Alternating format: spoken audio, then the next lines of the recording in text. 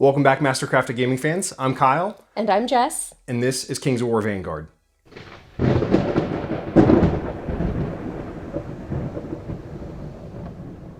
Today we're playing our first Kings of War Vanguard game. We're going to do Capture the Dragon Egg, which is scenario number 7 in the book. And we're going to do it, it's kind of like, what's it called? Capture the Flag. You run up and get the egg and try to get it back to your home base. So we're going to play a 200-point game because that's the standard for Vanguard, and we are going to end on turn 5 for the sake of filming. Just don't want it to keep dragging out, basically like that. So here's our army list, and we'll show you what we got, and we'll get started. This is my 200 points of Nightstalkers. I always start off with 3 scarecrows. You want a good group of grunts to get things going. From there, 2 Spectres, just to give me some ranged options. The army is not rich with them, so having something helps.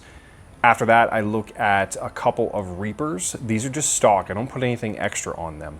But I do have one that I get, and I put a common mount. And what I did was drop a Shadow Hound underneath of them. I thought that was kind of clever, you know, just a way to get a different mount option. And then a regular Shadow Hound just for some speed. And the Mind Screech, of course. This is such a gorgeous model for me, so I really, really enjoy it, and I want to use it as best as I can. I also think it's really effective. Last but not least is the Shade as my commander, giving me a white and red bonus die for my power dice, which is helpful. Stealthy and fly. I also gave him some bandages, just in case he gets hurt. This is my 200-point Basileans. I'm starting out with 3 grunts. I have a crossbowman. My man-at-arms, I have 2 of those. I gave them the 1-point spear upgrade. It was kind of a no-brainer. Then I have my Sisterhood scouts. They are great because they can move and shoot, so I took them for that ability. I have my Sisterhood. I gave her the Wicked Dagger. Then I have my Spellcaster, the Paladin Chaplain. I have my Paladin Defender. Both of those are really hard to kill, so thought I'd take those. I have my Veteran Sergeant, which gives me a bonus white die. And then I absolutely loved how the Abbess looked. So I decided I needed to take her. She has 2 white dies. She's a commander as well. And she has Blessing of the Gods, which I can use 1 time per game. So I'm excited to see how that goes. Vanguard makes use of these cards that you can use to build out your army list, and they give you their stats and abilities, and it makes it really handy. Sometimes the game will call for you to actually place items on them or different activation tokens, that sort of thing, so that you can keep track of it, and it makes it simple. In the case of my Mind Screech, it's a spellcaster, and it has 2 spells at default, Lightning Bolt and Hammer. I decided to swap out Lightning Bolt for one of my faction's specific spells, which is Fear the Darkness, which is a long spell that just gives me some spooky things to do. My spellcaster is the Paladin Chaplain, and I decided to swap out Shield for Blessed Light. Both armies in this scenario deploy into a 9-inch square box in the back corner on the same side of the table. What I've done is I've put 2 forests together right in the center between the 2 armies per the recommendation in the book. And what this is with the double forest, they won't be able to see each other just by entering one of the forests. So it makes it more difficult for them to just clash right in the middle at the beginning. My deployment is to try to go up and get that egg as quickly as possible. And I'm going to defend against that by taking my sisters up to the fence and my core toward the middle. My Abbess and Spellcaster are going to support from behind. I have a much more defensive faction than he does. I've won the roll-off for first turn, and we went ahead and rolled our command dice as well. I've got a total of 7 for first turn, which is kind of wasteful in my opinion. So my roll was absolutely horrendous, and I have 2. So turn 1 is always relatively uneventful, especially when you put a double forest right in the middle of the board. Both sides essentially are going to move up. I did double activations by spending power pretty much every time I went because I had a total of 7 power. That meant I wanted to clear through my activations as quickly as possible to ensure that I had the first turn for the second round. I knew I wasn't going to be able to complete my activation first based on the power. So I got everyone where I wanted them, and then the crossbowman in the woods, I used a power to force fatigue him and move him up, and then another power to clear the fatigue. Since I finished first, I rolled my command dice, and I rolled 8 because I'm awesome. Much better roll for me this time. I got 7, which was a little bit more expected. First activation, I'm going to move up my Reaper and hide him behind this rock so he can't be seen. And I spend a power to activate the other Reaper that was next to him and get those guys both up and block line of sight. For my first activation, I made a long action with the Sisterhood Scout to jump the fence. I then fatigued her so I could shoot at the Reaper since he was out in plain sight. Unfortunately, missed. I spent a power to move my second Sisterhood Scout into position. Also did a long action and jumped the fence. I decided to take an early activation with a Mind Screech and moved him up 4 inches, and then I had to spend a power to use Draw Dark Power. This lets me use a spell that's a long action as a short action, and I cast the Fear the Darkness spell onto the Paladin Defender. Unfortunately, I missed. I used my crossbowman to shoot at the Mind Screech. Unfortunately, I can't roll for crap today, so I missed. I decided to spend a power to activate both of the Scarecrows and move them up there full speed, 10 inches, and I'm close to that egg now. So I know I have to throw my Paladin Defender out there, and I want him to be as protected as possible, so I used the Paladin Chaplain to cast the Blessed Light spell and used a power to go ahead and move the Paladin Defender behind the fence. He couldn't be better protected. You know what, things are kind of quiet, so I decided to charge my Shadow Hound in, and unfortunately I clip the edge of the woods by going as straight of a line as possible, but I get in there. I spend a power to throw in an extra die because when you go through the woods, you'll lose that. With 3 dice, I rolled an 8 and eventually got 3 through. And Jess, oh, poor Jess. She rolls 3 4s. So she takes her nerve test on a -1. She needs a 6 now, but she rolls an 8 and nails it. She was inspired anyway, so now she's got a down but not out result. She's up. So I didn't like that very much. I decided to stand the sister up and fight back. Unfortunately, Kyle was able to save that. No wounds. But that's one scary puppy, so I decided to go ahead and spend a power to move in my man-at-arms. So, charge, buddy, spears, all kinds of special bonuses, and didn't matter. Kyle saved it. Kind of mad at him right now. Let's get some more double activations going. Scarecrow is going to move right in front of that Mind Screech and just, give some kind of obstacle cover, something, I don't know.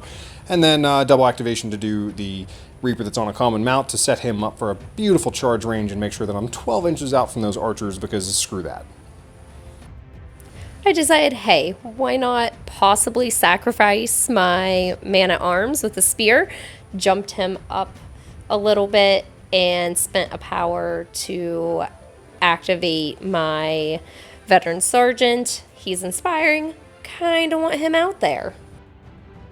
I think Jess forgot about my Spectres who haven't activated yet. Sitting back in the forest, moved one up, took a shot wide open, got 3 hits. She only saved 2. He's a grunt, he's dead. My last activation for this round, I activated my Abyss, charged right into that scary puppy dog again. Had all sorts of bonuses. I'm going to tell you right now, they did not matter. They did not matter at all. I have Vicious, Exploding 8s in the game, got to re-roll 2 dice, and Kyle came in with those 8s and saved it again. No wounds. She finished her activations before I did, but I still have 2 left. So with Shade, I'm just going to move him up into position so that he can strike stuff in the middle, maybe even that Paladin Defender. And the Spectre just moves up in the forest. I don't have a clean shot with him, though, at all. So he sits still. Start around 3, and I got a little less power than I've been getting, with only 6 this time. Finally, I can kind of roll. I have 8. Since Jess finished activating first, she's going to get the first activation in round 3. So he left that Reaper out in the open. I spent 1 power to get piercing, and he took 1 wound. I went ahead and spent a power to take a pop at the Mind Screech. Unfortunately, he saved it. So the Reaper that gets shot at decided he was going to go charge that bitch because no. Bad sister. I spent a power to get an extra die because the obstacle takes it away. I was able to get 4 hits off with an 8. She rolled 3 saves though, so only 1 gets through. Decided to go after the mean puppy dog again with the sister. 3 hits and 2 got through, so yay. Shadowhound is looking kind of bleak, so he decides to retaliate with his activation and go after that sister. Thankfully, do 2 points of damage, and guess what? She fails her nerve roll. She needed an 8, even with Inspiring, and she is gone. Get her out of here. Seemed like a good time to pop some Dread, Nightstalker special ability, and make his Paladin Defender take a nerve test on a -1. She passed it, though. She's ace. But I did charge in with the Reaper on the common mount. Now, because she's behind the wall, I don't get the bonus for charging, but I do get the +1 for being higher and on a mount. So 3 dice, 3 hits, 1 gets through, whoop-de-doo. She did, however, spend 2 power to use Iron Resolve, and she still rolled a 2. After retaliating, I decided to go ahead and put this puppy dog down. I used my Spearman, and he's gone. First activation here, Scarecrow jumps up, tries to punch the Man-at-Arms, sucks at it, doesn't do anything. Spend a power to activate the Spectre, though, because that Abbess is sitting right out in the open. He's like, hey, baby. Throws some piercing shots at her, does 2 wounds. I'm happy. All right, that Abbess, she's my girl. Don't really like that Spectre. Decided to target him with the crossbowman from the woods, and he is dead. Since my pretty lady is out in the open, I decided to spend a power to activate my spellcaster and put Blessed Light on her. Mind Screech is like, hey lady, I'm spooky, fear the darkness, and unfortunately I rolled a 1. She's not afraid of anything. Alright, for my next activation, I thought I was going to be really stupid, and Kyle told me I wasn't stupid, so I went ahead and did it. I took the Veteran Sergeant into the Reaper. 6 hits, did a couple of wounds, passed his nerve test though, so he's knocked over. I decide the Abbess has got to go, move the Spectre out, spend a power to get an extra die. That's 4 die, 2s and 3s, nothing. She's fine. My final activation for this round was the Abbess. She's kind of awesome though. She has Blessing of the Gods. I had to spend 2 power for that, but I walked her up a couple of inches and was able to clear 3 activations. So I now have my Paladin Defender, my Paladin Chaplain, and my Veteran Sergeant to use again this round. Starting this turn off trying to use Dread, because I got 2 power left and I need her to not have those activations. Well, it doesn't matter because she passed the test. So I decided to fly my Shade over and punch that flaggy dude, the Veteran Sergeant, and I whiffed hard, man. Parry's a thing too, so 1 got through, she saved it. Totally fine. Not looking good for Nightstalkers. To rub it in even further on Kyle this round, used my spellcaster to cast Heal on the Abbess, and she is totally fine now. Reaper that's hiding behind the rock the whole game decides now's the time to strike, even though he's behind the obstacle, I don't get the bonus. Even though my buddy is knocked down, I don't get the bonus. I still get 2 through, with parry, even with parry, doesn't matter. And guess what? She fails it. She's got an Inspiring roll. She needs a 4 up. Just a 4. She rolls a 2. She's got Inspiring. She rolls a 1. He's dead. That's right. Blue Tongue is my new champion. He's the hero now. Losing my Paladin Defender made me a little mad, so the Veteran Sergeant decided to take on the guy who's knocked down. I got him. He's dead. Last 2 activations for me. The Scarecrows walk up. Hook guy grabs the egg. and then the other one is going to try to defend him as best as he can, even though they're scarecrows. I don't know why I gave the egg to scarecrows. It was really a distraction, but she didn't take the bait. At the end of round 3, the Nightstalkers grab the egg, but they're taking some pretty heavy casualties. Not looking good in that sense. Really nice move by Jess in that previous turn to use her Abbess's special ability and clear those activations. I tried to counter it as best as I could, and I did okay, but still took some casualties because of it. So, heading into round 4, only a Scarecrow is defending the egg. That's not good. Let's see if the dragon gets angry. I rolled for my Scarecrow, and the Mama Dragon does not know he's got it just quite yet, and I got 7 power. Pretty decent. And Jess has to go and roll 9 freaking power so she can roll Iron Resolve every turn with every model every time. Thanks, Jess. I finished up activations first on the last round, so I decided to go ahead and activate the Paladin Chaplain, cast Blessed Light onto the Abbess, spent a power to activate my crossbowman, shot his Spectre, and he is gone. I decided to take this Reaper into the Archer here just to make sure that she can't take a shot at the Scarecrow with the Dragon Egg. That's dangerous. He gets 1 through, knocks her down on her butt, but she passes her nerve test, so she is down but not out. Scarecrow, I spend the power to activate him, and he is running his full 10 inches around the back of that house, so he cannot be targeted. So the Dragon is now my biggest threat in round 4. The Reaper on the scary puppy dog is knocked down. I decided to move the sister around to try to take him out, but hey, he saved it. Complex turn for me. Decide with the Mind Screech to cast Hammer onto the Abbess. I do get it off, so she's knocked down. Spend power to activate the Shade and take a breakaway action, unfortunately taking a wound in the breakaway process. I use it to charge the Abbess, who is knocked down, only needing to get 1 through to take her out since she's knocked down. She uses Iron Resolve, rolls a 1, but also has an 8 in the bunch, and then rolls a 7, so she is okay. Iron Resolve is broken. Really didn't want that other Reaper to charge into my Abbess, so I decided to take the Veteran Sergeant and get him while he was down. There was no saving him. I decided to activate the Scarecrow and punch the Spearman, and I even spent a power to get a bonus die. Thankfully, I did roll an 8, but she saved it, so no big deal. She decided to retaliate and hit me, but I saved it. And then I spend another power to activate a second model, and I got my Scarecrow that was in the back behind the fence to run over there. Just in case that Mama Dragon decides to torch that other Scarecrow, I can pick it up with another one. Activated the sister, stood up, decided to punch the Reaper because why not? Don't think that really went well for me.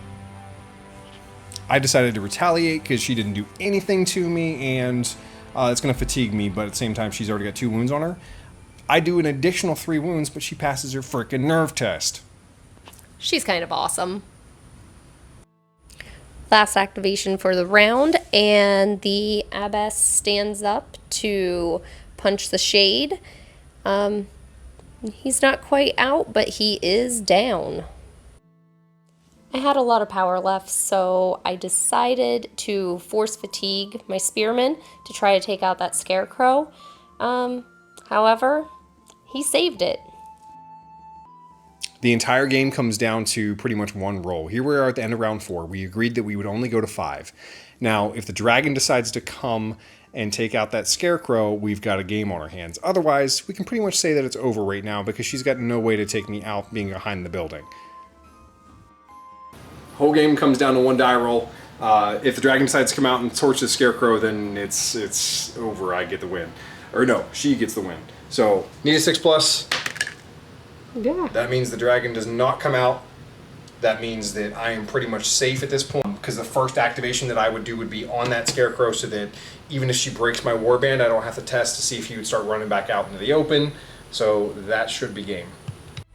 So just to recap, we decided to end the game right there at the top of turn 5, round 5. We know that there's no point to continue because the Scarecrows are officially safe. The danger was that if the dragon came down and torched one of them, then the warband would be broken, they would start running, potential at least, and it could have dropped the egg and would have ended in a draw. So I know from experience that was the best play for me to do it, and we would just be punching each other the rest of the time. So my first activation would have been the one that was carrying the egg, so that I knew I wasn't broken, and then he for sure wouldn't have run.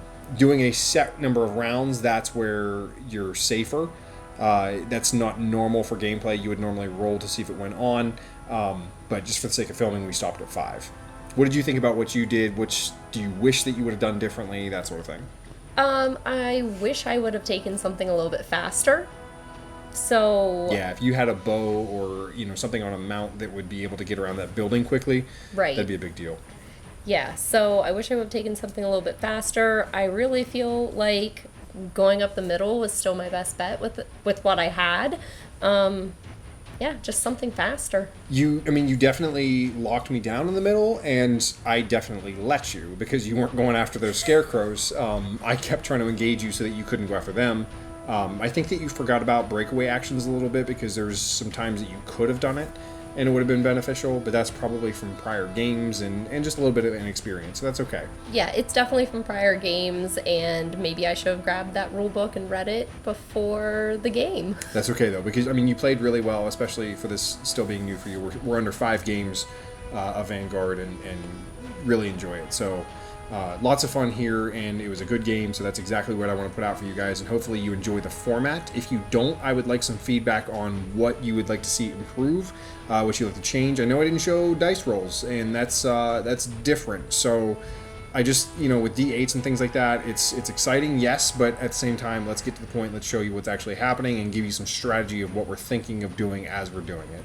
Hopefully that's good. Give me some feedback, let me know, and if you like it, we'll continue to film more. Thanks, guys.